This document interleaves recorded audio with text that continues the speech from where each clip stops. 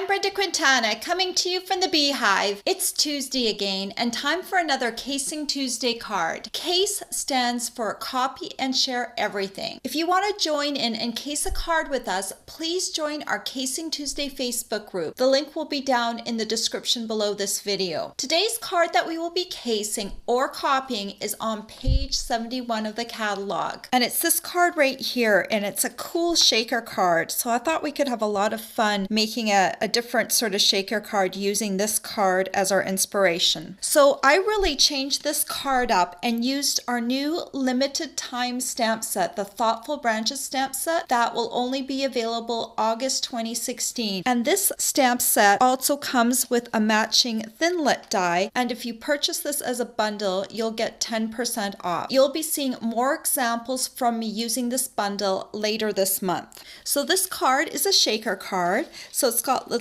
shaker pieces in here that move around when you shake the card. It's just such a fun card. So let me show you how to make it.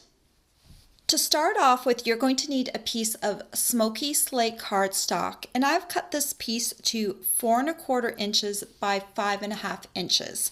And we're going to start off by doing a little stamping, and I've got my smoky slate ink pad here. And I've got the For You greeting from the Thoughtful Branches stamp set.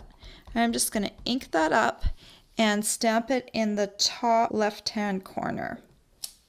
Then you're going to need your Big Shot, and I've already got my magnetic platform on here. I've got my cutting plate. We're going to use the smoky slate piece that we've already cut, and you're going to need your layering ovals framelets. And we're going to need the second largest smooth framelit, and you're just going to center that on your piece of cardstock. And then you'll put your other cutting plate on top, and then just go ahead and run it through.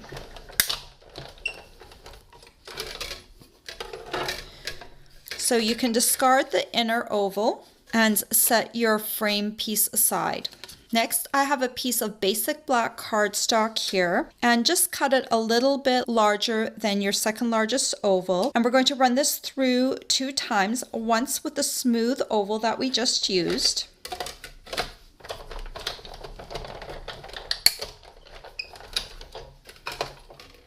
And again, you can discard the center oval. And then you're going to use your largest scallop oval.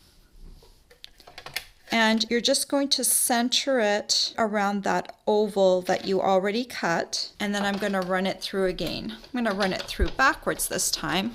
The Big Shot works both ways. Mainly I run it through the same way each time. Now you're going to throw away this outer piece, and you're left with this cute little frame that we're going to use to frame up our shaker window. Next, I'm going to swap out my magnetic platform for my Big Shot platform, and this one is the new Big Shot platform that comes in the 2 pieces. The old one had a hinge where it would flap like this. You can use either one. I'm going to use the bottom of my platform so I can emboss the top of my card. So I've got the base platform. You're going to need a cutting plate. We're going to use the Softly Falling embossing folder. I'm just going to place the top of my card inside here, and I'm going to place that on top of my cutting plate and put the other cutting plate on top, and then I'm going to run it through.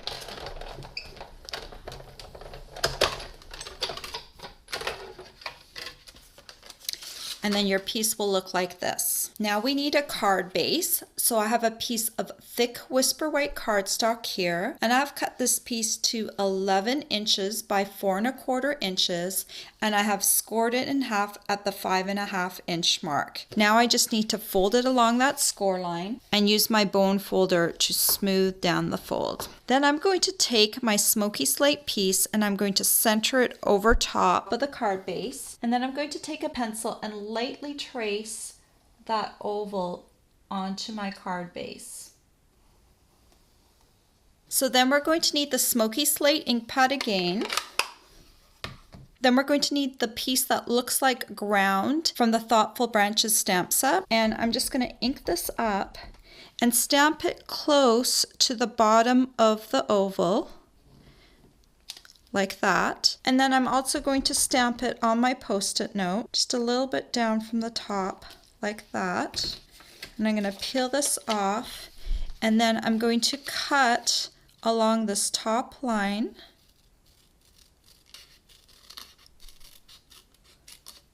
And we're going to use this as a little mask. Keep this top piece too, we'll use that one in a second.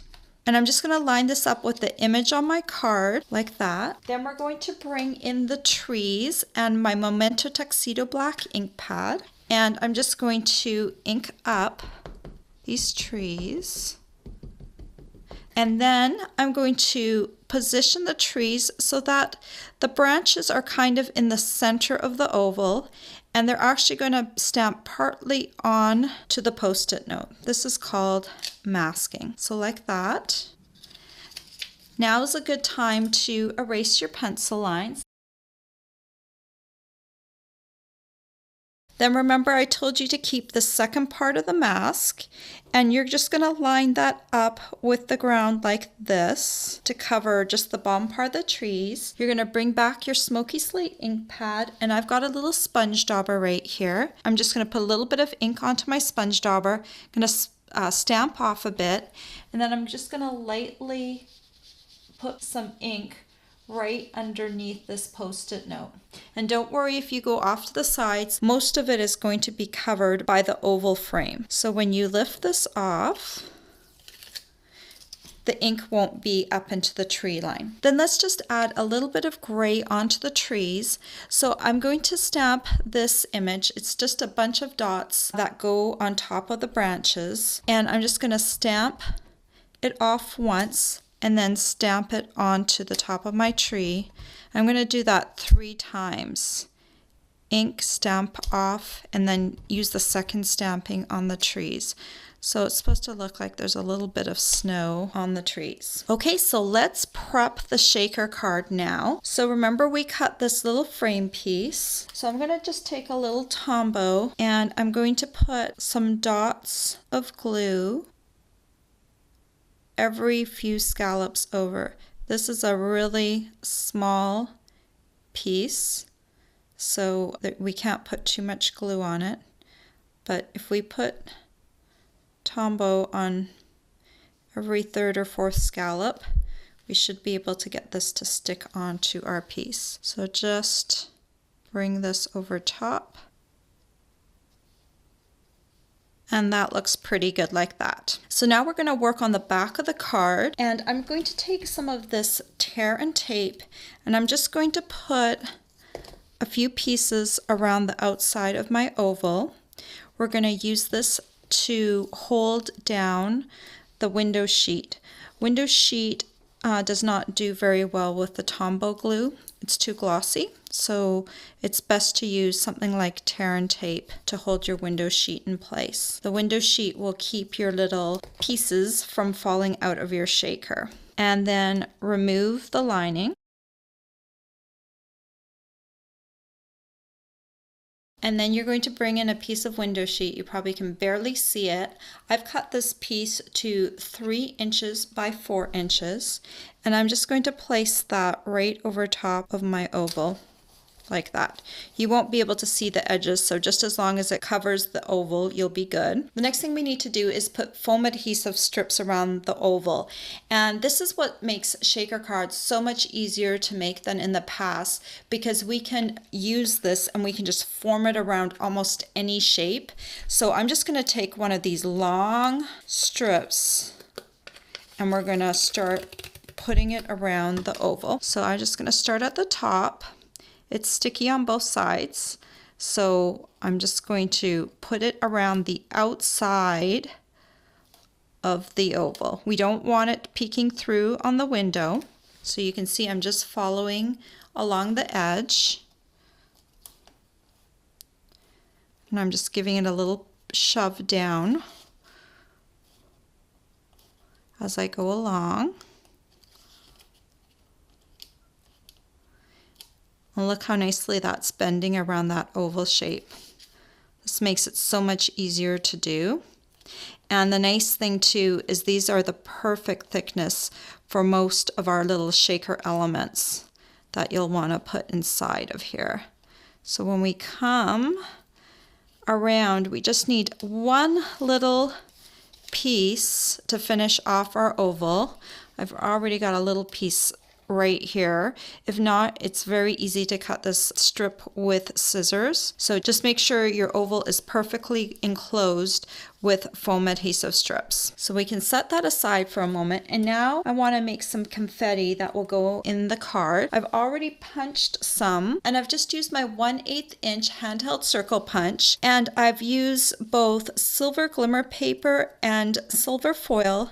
And this punch has this little reservoir in here, so when you punch it, the shapes for the most part will stay in this reservoir. They won't go flying everywhere. So it makes it easy just to go ahead and just punch a whole bunch of little circles, and then you can just open the reservoir and put them in a little container until you're ready to use.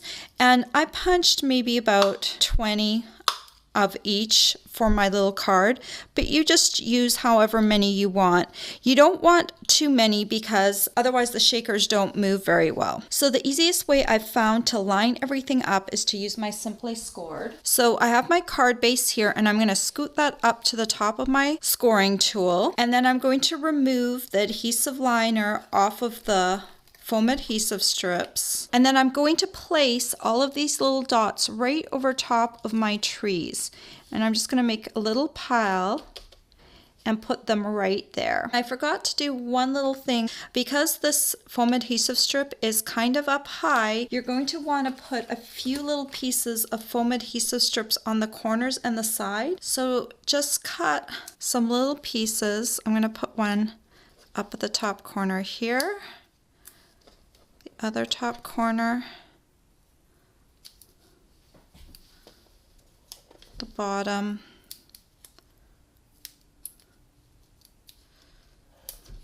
and this is just so that the sides of your card and the corners are supported, because this card does have a little depth to it. All right, so then just move the adhesive liner on that.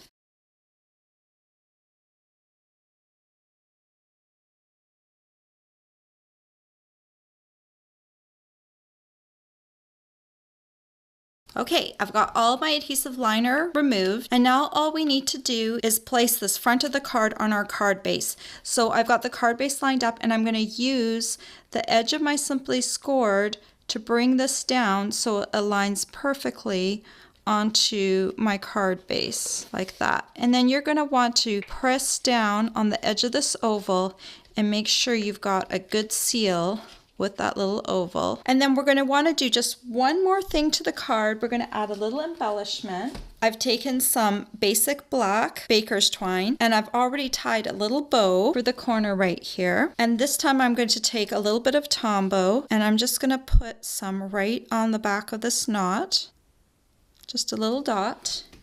And then I'm going to just glue that over to the side of the frame like that. Just put your finger on that for a few seconds, and then that will give a nice little hold. And there you go. You have a really cool shaker card. All the supplies you'll need to make these shaker cards are available for purchase on my blog. I hope you've enjoyed this tutorial. Bye for now. If you like this tutorial, be sure to check out all the free with purchase tutorials available on my blog. The Rolo's flower is just one of the exclusive tutorials that you can choose free with a minimum purchase in my Stampin' Up store.